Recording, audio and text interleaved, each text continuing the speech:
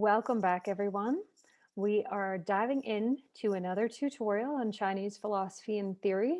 This one dives a little bit deeper into the relationships between the five elements. This is about the Sheng and the Ko cycles. All right, so you can see once again our depiction of the five elements. And of course, they're in that order because of their relationship to each other and the seasons. We're going to start off with this idea that the Sheng and the Ko cycle both represent nature's cycles. The elements cannot exist in balance without each other. The Sheng cycle is going to be our cycle of creation. This is our cycle of production. The Ko cycle is going to be the cycle of destruction or control. Now, when we have all five elements in harmony of both creation and control, we're able to experience balance, harmony, and really the most peace within ourselves, most peace in nature. And of course, we know that sometimes in nature there isn't peace. Sometimes there are acts of nature that are certainly not peaceful. There's tsunamis, there's hurricanes, there's tornadoes, there's blizzards, right? These big events do not feel harmonious in the time that they exist. However, of course, on the big spectrum of things in Taoist philosophy, they do exist in harmony. They are part of harmony. So the big blizzard, the big water energy of a blizzard is balancing fire energy in some sense. Okay? So we're going to start off to how does this control cycle work? And how does this creation cycle work? Let's start off with the Sheng cycle, the idea of creation. So if we think about wood, we think about a tree, right? As that tree gets older and older, we cut down that tree as it dies off, and we use it to create fire, right? Wood is a necessary component to have fire. So wood is the creator of fire. Now, as our fire that is stoked by the wood starts to burn down, we get ash. And ash is essentially what creates earth, right? The ash, I don't know if you've ever used ash from a fire, but if you have a fire in one area of your yard and then the next year you move it, the growth that you're going to have where you've got the ash is pretty tremendous. Can have pretty beautiful growth. It transforms that earth, it nourishes it in a way. So fire creates earth, right? Now, as earth is compacted, as earth is pressed down upon itself over years and years and years and years, decades and centuries, we start to get metal. And we can think about this in the most common way really is the mineral formations that we find. Everyone is kind of super into crystals these days. So all of those crystals are created by a force, a compactive force. And of course, there has to be the right content within the earth, and there also has to be the right temperature, but the compaction is what actually creates metal. So we get the riches of metal. Metal is also thought about as the mountains. We also get the stone. Earth compacted over time creates stone. That stone eventually builds up. As that stone is building up, we're starting to get the mountains. From within the mountains, as the rain falls from the heavens, we have the element of water, right? So metal creates water.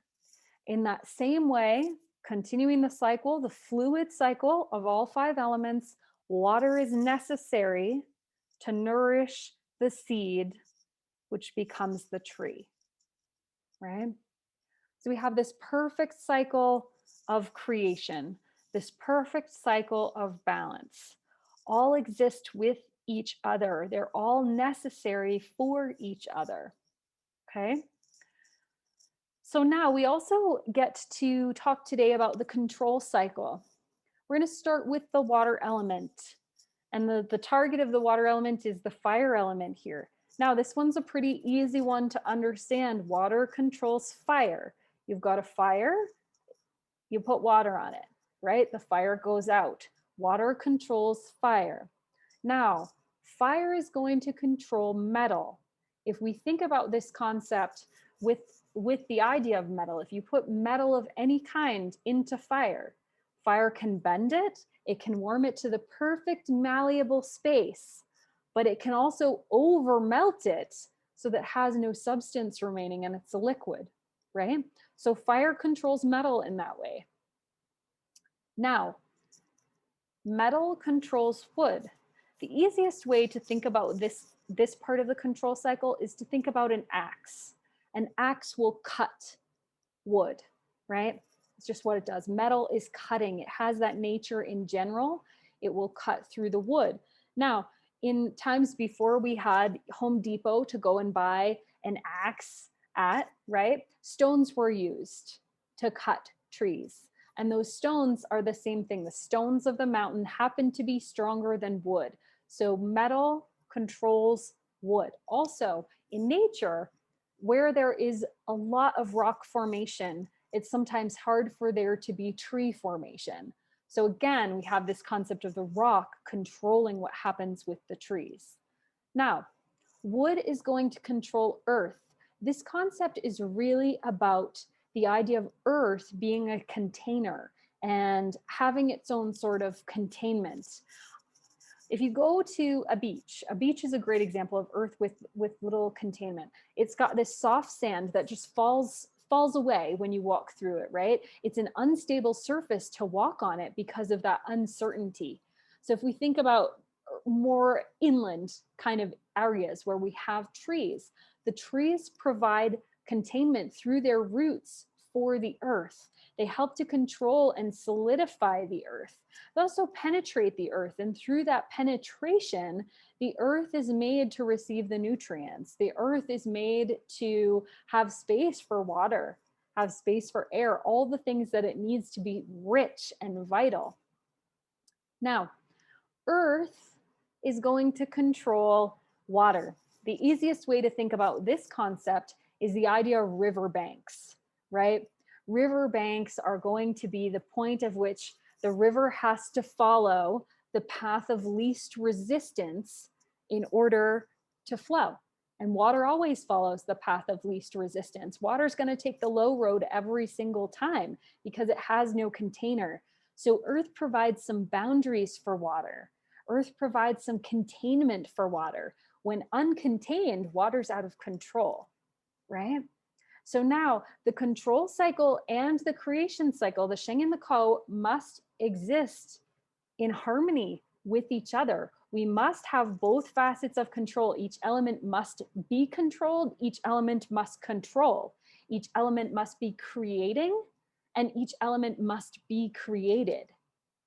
So it's very important for us to think about how this plays into nature and how this plays into our own environment, right? Our own experience.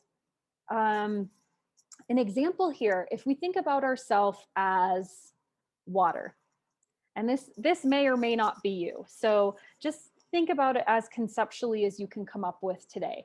As we think about ourselves as water, water is very flowy, water is very fluid. Water is also, as an element, it's very intelligent. It has its own intelligence and it has memory. We know this through the work of Masaru Emoto, right?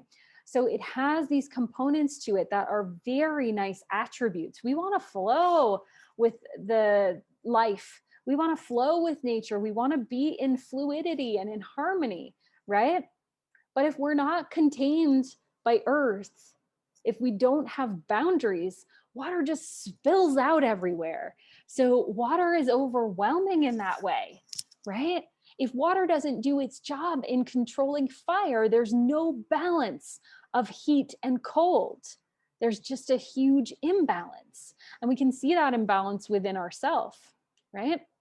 If there's nothing to produce water within us, if there's no metal, and of course we dive deeper into this into the Return to Your True Nature course, but the idea of metal being about quality, metal being about riches, if there's no quality that's feeding the water, if there's nothing to produce the water, if there's no beautiful mountain that is saying, catch the rain and allow the rain to flow through, then there's going to be no water. And of course, water can't keep it all to itself. It has to feed that essence. At some point, the essence of something else needs to be fed by water. So you can see we can do that with each of the elements.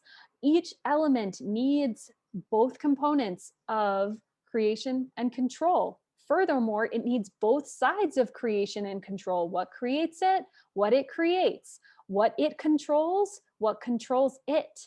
Those four pillars help to create balance within each element. So I hope you're enjoying the start of this presentation and getting a sense of this concept, starting to dive in a little bit deeper to your understanding of the elements and their relationships to each other. And if you get nothing else from today, what I hope you attach to is the idea that within each of us exists the 5 elements. Within nature exists the 5 elements. Each of the 5 elements are part of our creative story.